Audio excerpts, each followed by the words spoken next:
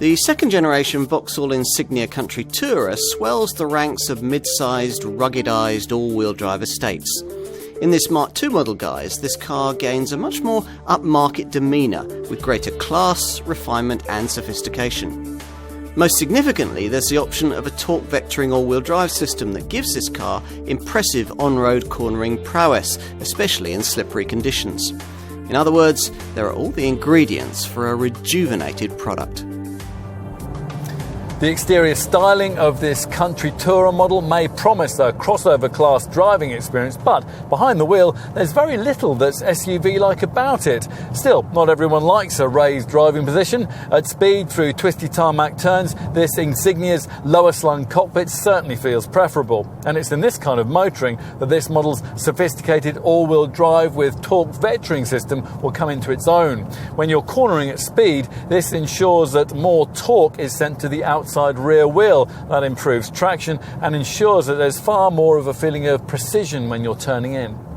It works in concert with another standard country touring feature, Vauxhall's Flex Ride driving modes and adaptive damping system. Now this not only tweaks steering feel, throttle response and on the automatic models, gear shift timings to suit the way that you want to drive, but it also automatically adapts the car's damping to suit road conditions, cornering speed, vehicle movements and an individual's driving style.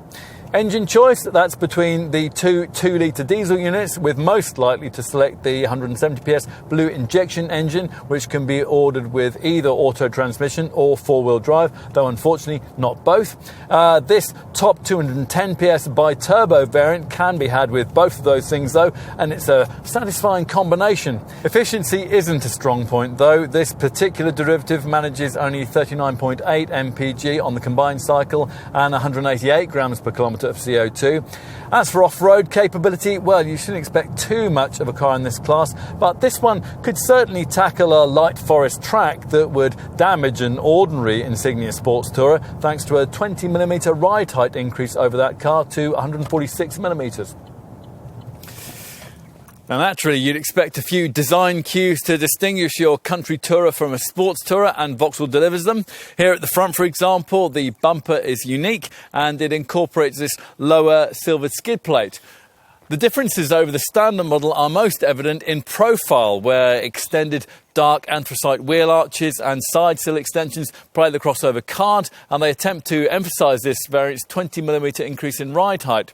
The smart 18-inch wheels are standard, and silvered roof rails provide a finishing touch while offering a carrying capacity of 100 kilos. Okay, enough with the aesthetics. This is an estate car and you're going to want to know just how practical it's going to be for your family needs. So let's take a look at that now. Now, this optional powered tailgate can be set to the exact height of your garage ceiling, and it rises to reveal 560 litres of carriage space. If you want to carry longer items but you still need to take rear seat passengers, then this 40-20-40 split rear bench will be a boon, allowing you to easily push through lengthier items like skis.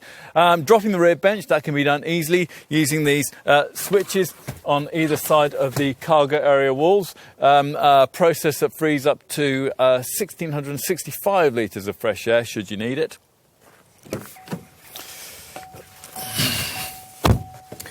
Time to take a seat up front, where there's an enormous improvement over what was served up by the previous Insignia. Fit and finish is almost a match for the premium brands, and in the instrument binnacle there's a smart and configurable colour screen, which is either 4.2 inches or, as in this case, 8 inches in size.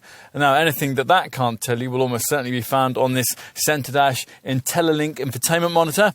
Now, on an Insignia model like this one that features navigation, this monitor is 8 inches in size, and as you'd expect, it's compatible with the latest Apple CarPlay and Android Auto phone connectivity systems, and it's activated via this projection screen option.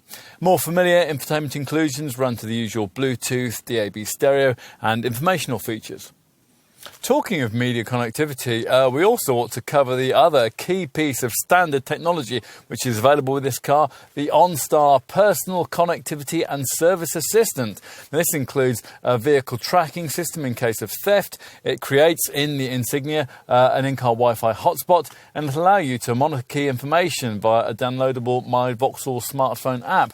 OnStar will also automatically alert the emergency services if the airbags deploy, and if you press the system's blue button on the roof here, you'll be connected through to an operator who can find out just about any information you might need throughout your journey, and can even download directions directly into the IntelliLink sat-nav system.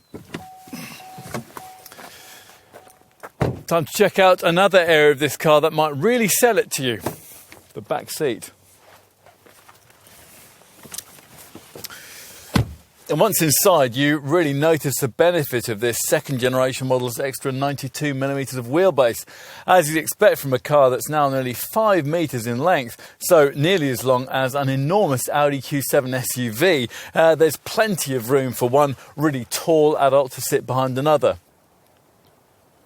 The Vauxhall Insignia Country Tourer is a welcome addition to a market that has room for a talented mainstreamer with an attractive asking price. Other brands have shown how a capable estate of this sort can be a thinking person's alternative to a mid-sized SUV, and this Insignia delivers that concept with more technology and lower prices that probably have plenty of room for negotiation. That makes sense to us. If it adds up for you too, then an escape to the country could be one of the cleverer decisions you've made in a while.